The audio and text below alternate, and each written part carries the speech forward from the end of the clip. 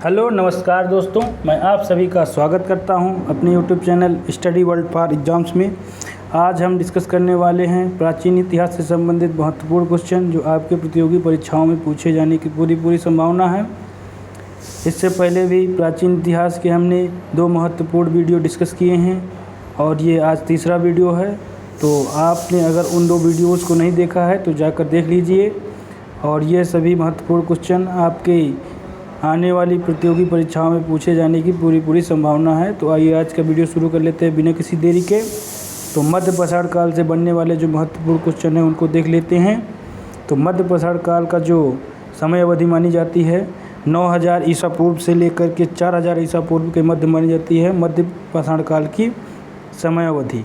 मैंने नव पाषाण काल बोल दिया था। तो मध्य पाषाण काल की जो समय अवधि मानी जाती है 9000 ईसा पूर्व से 4000 ईसा पूर्व तक मानी जाती है। तो 90 नंबर फैक्ट देख लेते हैं। पुरापाषाण कालीन मानव शिकार करके, मछली पकड़कर तथा जंगली कंदमूल का सेवन करके अपना पेट भरता था। तो देखिए, जो पुरापाषाण कालीन मानव हुआ करता था वह अपना पेट जो है शिकार करके या मछली पकड़ के या जंगली जो कंदमूल फल होते हैं उनका सेवन करके जो है अपना पेट भरता था। अगले सवाल की ओर आ जाते हैं। मध्य प्रदेश पे आजमगढ़ और राजस्थान का बाघ पशुपालन का प्राचीनतम प्रमाण मिले। तो देखिए, मध्य प्रदेश और राजस्थान में जो है प्राचीनतम पशुपालन के प्रमाण मिले हैं। अगले सवाल की ओर आ जाते हैं। उत्तर प्रदेश के प्रतापगढ़ जिले में बड़ी मात्रा में हड्डी और सींग से निर्मित उपकरण प्राप्त हुए। तो देखिए, जो उत्तर प्रदेश का प्रतापगढ़ जिला है उसमें जो है बड़ी मात्रा में हड्डी और सींग, जो सींग होते हैं जानवरों के, उनसे निर्मित जो है उपकरण या हथियार प्राप्त हुए हैं जो पाषाणकालीन हैं। अगले सवाल की ओर आ जाते हैं। नव पाषाण काल से संबंधित महत्वपूर्ण सवाल। आदि मानव के विकास का यह महत्वपूर्ण काल साबित हुआ क्योंकि बहुत सारी खोजें और आविष्कार इसी काल में आधुनिक मानव को हुई और इस काल से मानव अधुनातन हो गया पुरातन की जगह, और बहुत सी चीज़ें सीखी हैं नव पाषाण काल में। तो आइए देख लेते हैं नव पाषाण कालीन अध्ययन की दृष्टि से भी महत्वपूर्ण हो जाता है। तो नव पाषाण काल का जो है समय अवधि देख लेते हैं। तो नव पाषाण काल की जो समय अवधि थी 7000 ईसा पूर्व से लेकर 1000 ईसा पूर्व के मध्य मानी जाती है, जो कि वैदिक काल तक हो जाता है। तो 7000 ईसा पूर्व से 1000 ईसा पूर्व के मध्य नव पाषाण काल का विभाजन किया गया है। तो देख लेते हैं नव पाषाण काल से संबंधित महत्वपूर्ण क्वेश्चन जो आपकी प्रतियोगी परीक्षाओं में पूछे जा सकते हैं। तो 93 नंबर फैक्ट है, इस युग में लोग पालिशदार पाषाण हथियार का उपयोग करने लगे। तो देखिए, जो नव पाषाण कालीन मानव हुआ करते थे वो पॉलिशदार पत्थर के जो हथियार हुआ करते थे उनका प्रयोग करने लगे थे।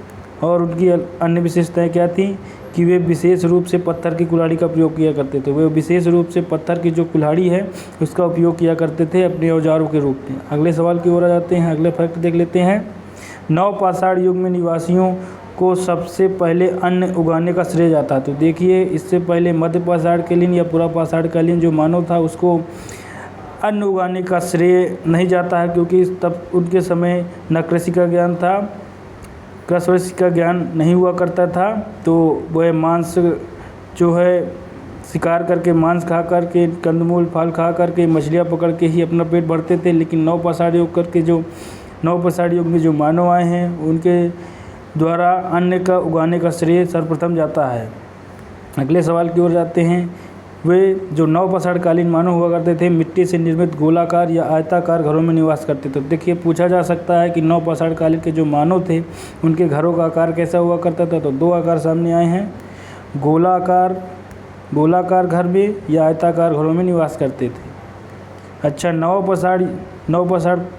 पाषाण जो है युग है इसके लोग घर बनाकर स्थायी रूप से रहना सीख गए थे। देखिए, जो नव पाषाण काल से पहले पूरा पाषाण काल या मध्य पाषाण काल की बात करें तो जो आदि मानव हुआ करते थे या मानव की प्रजाति हुआ करती थी वो खाना बदोश थी, कहीं एक जगह उनका घर या ठिकाना नहीं हुआ करता था। लेकिन नव पाषाण काल आते जाते तक मानव इतना विकसित हो गया कि वह एक जगह स्थायी रूप से घर बनाकर रहना सीख गया क्योंकि उसने खेती करना भी सीख लिया। अगले सवाल की ओर आ जाते हैं। बुर्ज होम के लोग धूसर भांडों का प्रयोग करते थे। तो देखिए, बुर्ज होम जम्मू कश्मीर जो आपका वर्तमान केंद्र शासित प्रदेश है भारत का, वहीं से मिला एक पूरा पुरातन स्थल है।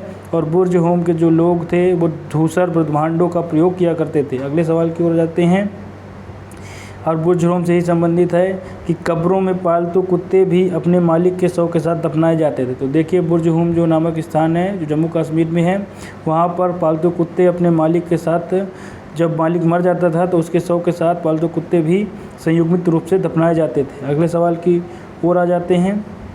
इस काल के लोग यानी कि नवपाषाण काल के लोग कृषि के अतिरिक्त पशुपालन भी करते थे। तो देखिए नवपाषाण काल में ही मानव जो है कृषि करना सीख गया और उसके साथ पशुपालन में भी उसकी रुचि बढ़ी और पशुपालन करना भी सीख लिया। अगले सवाल की ओर आ जाते हैं। अगला फैक्ट देख लिखते हैं क्या कहता है।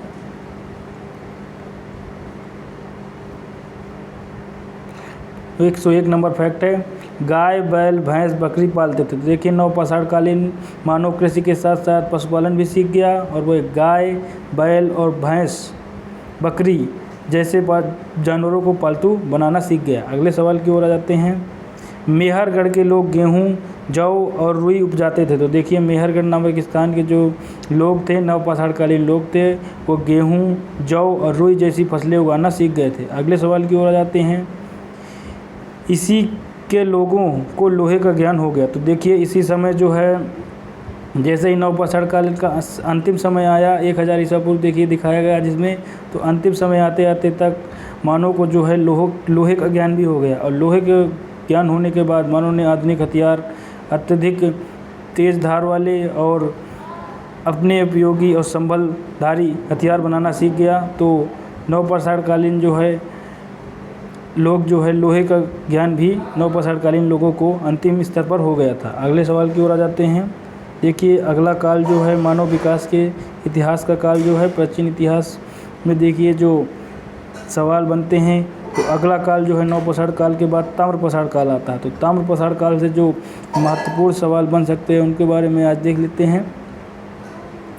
पत्थर के साथ साथ पहली धातु के रूप में तांबे के उपकरणों का प्रयोग होने लगा। तो देखिए जो सर्वप्रथम मानव है वो पत्थर का प्रयोग करता था हथियार बनाने के लिए, लेकिन पत्थर के साथ साथ उन्होंने एक नई धातु के रूप में तांबे की खोज की। तो मानव द्वारा खोजा गया प्रथम जो धातु थी वो तांबे थी और तांबे के उपकरणों का प्रयोग किया जाने लगा पत्थर के स्थान पर, और पत्थर का भी प्रयोग साथ साथ होता रहता था। अगले सवाल की ओर जाते हैं। 105 इसी काल के लोग हिरण का शिकार करते थे। तो देखिए ताम्रपाषाण काल के लोग जो है हिरण का शिकार करते थे। और ताम्रपाषाण काल में जो है ऊँट के अवशेष मिले हैं। तो ताम्रपाषाण काल में जो है अवशेषों के रूप में ऊँट के अवशेष भी मिले हैं। अगले सवाल की ओर आ जाते हैं। मछली पकड़ने के लिए कांटे का प्रयोग होने लगा। तो देखिए ताम्रपाषाण काल के लोग जो हैं मछली पकड़ने के लिए कांटे का प्रयोग करने लगे थे। अगले सवाल की ओर आ जाते हैं। ताम्रपाषाण कालीन लोग मत्स्य के निर्माण से सुपरिचित थे। तो देखिए इससे पहले नवपाषाण काल के लोग जो है अंडुक जाना, कृषि करना और क्या नाम से आग का आविष्कार भी कर लिया था और लोहे का भी ज्ञान हो गया था। लेकिन जब ताम्रपाषाण काल आया उसके समय मानव जो है वस्त्र निर्माण से भी परिचित हो गया। अगले सवाल की ओर आते हैं। ताम्रपाषाणी लोग माता देवी की पूजा करते थे। ये महत्वपूर्ण सवाल है कि ताम्रपाषाण कालीन लोगों से यदि पूछा जाए तो उनकी जो सत्ता थी मात्र सत्तात्मक थी। वो ताम्रपाषाण कालीन लोग जो हैं माता देवी की पूजा करते थे। 110 नंबर फैक्ट है, यह छोटी और बड़ी बस्तियों में रहते थे। तो देखिए ताम्रपाषाण कालीन लोग छोटी छोटी बस्तियों में भी और बड़ी बड़ी बस्तियों में भी निवास करते थे। छोटी और बड़ी बस्तियों में निवास करते थे। अगले सवाल की ओर जाते हैं।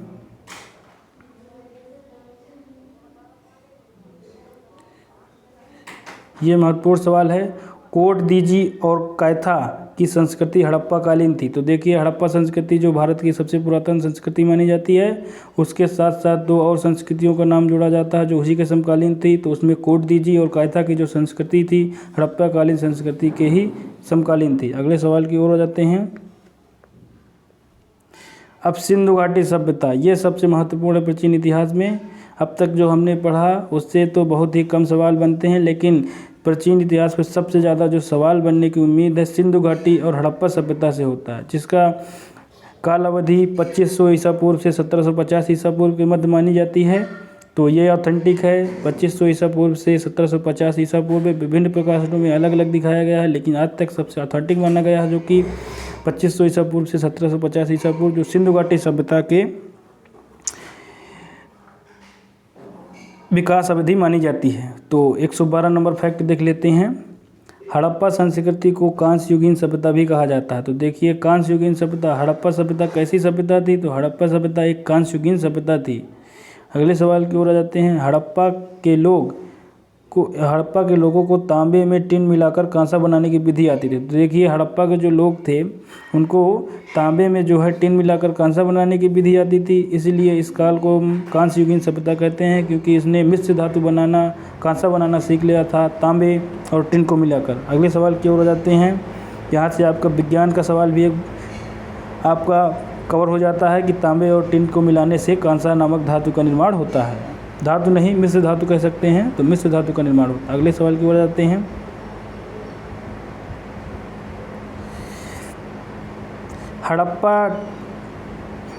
हड़प्पा टीले का सर्वप्रथम उल्लेख 1826 ईस्वी में चार्ल्स मैसन के द्वारा किया गया। तो देखिए हड़प्पा टीले का जो उल्लेख है 1826 ईस्वी में जो अंग्रेज था चार्ल्स मैसन, उसके द्वारा सर्वप्रथम हड़प्पा टीले का उल्लेख 1826 ईस्वी में किया गया था। अगले सवाल की ओर आ जाते हैं।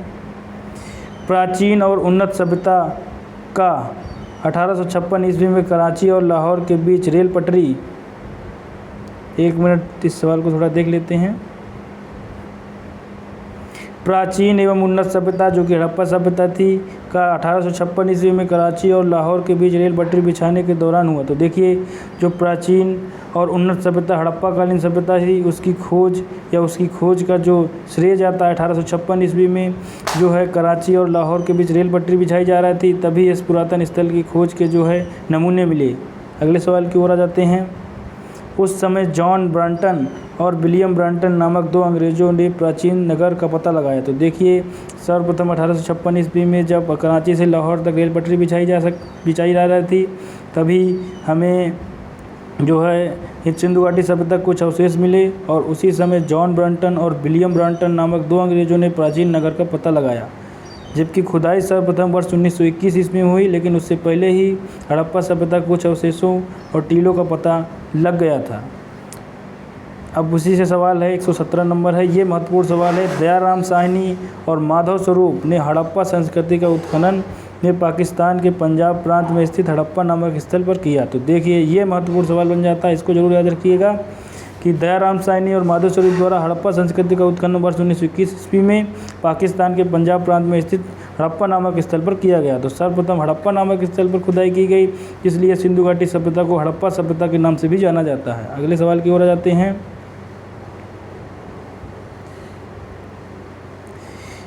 इस प्राचीन सभ्यता के दूसरे स्थल मोहनजोदड़ो का उत्खनन वर्ष 1922 ईस्वी में राखालदास बनर्जी के नेतृत्व में हुआ। तो देखिए जो हड़प्पा संस्कृति के जो हड़प्पा नामक स्थल का जो खुदाई हुई थी, ये उत्खनन हुआ था सर्वप्रथम 1921 ईस्वी में दयाराम साहनी और माधव स्वरूप दोनों ने मिलकर की थी। उसके बाद जो दूसरा उत्खनन स्थल हुआ दूसरे नंबर पर मोहनजोदड़ो है। मोहनजोदड़ो का उत्खनन वर्ष 1922 यानी कि जस्ट 1 साल बाद राखालदास बनर्जी जो कि पुरातत्वविद थे उनके नेतृत्व में हुआ। अगले सवाल की ओर आ जाते हैं। जो वर्तमान में पाकिस्तान के सिंध प्रांत में है, सिंध प्रांत के लरकाना ज़िले में। तो देखिए हड़प्पा जो शहर है वो भी आपके पाकिस्तान में ही वर्तमान में स्थित है, और मोहनजोदड़ो की बात की जाए तो वो भी पाकिस्तान के सिंध प्रांत के लरकाना ज़िले में अवस्थित है। 1921-22 ईस्वी में इन दोनों की लगातार खुदाई हुई। अगले सवाल की ओर आ जाते हैं। उस वक्त के भारतीय पुरातत्व विभाग में तत्कालीन महानिदेशक जॉन मार्शल ने 1924 ईस्वी में सिंधु सभ्यता नामक एक नगरीय व्यवस्था की खोज को विधिवत घोषणा की। तो देखिए जब 1921 और 22 में हड़प्पा और मोहनजोदड़ो नामक 2 स्थलों की खुदाई हो गई, उसके बाद उस वक्त जो हमारे भारत में अंग्रेज़ों का शासन चल रहा था, उस वक्त जो भारतीय पुरातत्व विभाग के तत्कालीन महानिदेशक हुआ करते थे जॉन मार्शल ने वर्ष 1924 में सिंधु घाटी नामक एक नगरीय व्यवस्था की खोज का विधिवत घोषणा पत्र बनाया और बताया कि जो है सिंधु घाटी सभ्यता बेहद पुरातन और एक विकसित नगरीय सभ्यता है। तो जॉन मार्शल जो है तत्कालीन महानिदेशक हुआ करते थे, वर्ष 1924 ईस्वी में सिंधु घाटी सभ्यता का नगरीय व्यवस्था की खोज का विधिवत घोषणा की। आज का वीडियो यही समाप्त करते हैं। आप लोग कमेंट बॉक्स में कमेंट कर सकते हैं कि मेरा वीडियो कैसा लगा। अगर वीडियो आप लोगों को पसंद आया है तो लाइक कीजिए, अपने दोस्तों के साथ शेयर भी कीजिए। चैनल को सब्सक्राइब कीजिए। चैनल को सब्सक्राइब करने के साथ बेल आइकन जरूर प्रेस कीजिए ताकि मेरे नेक्स्ट वीडियो का अपडेट आप तक जरूर पहुँचे। हम मिलते हैं अगले वीडियो पर, तब तक के लिए स्वस्थ रहिए, व्यस्त रहिए, मस्त रहिए। नमस्कार दोस्तों।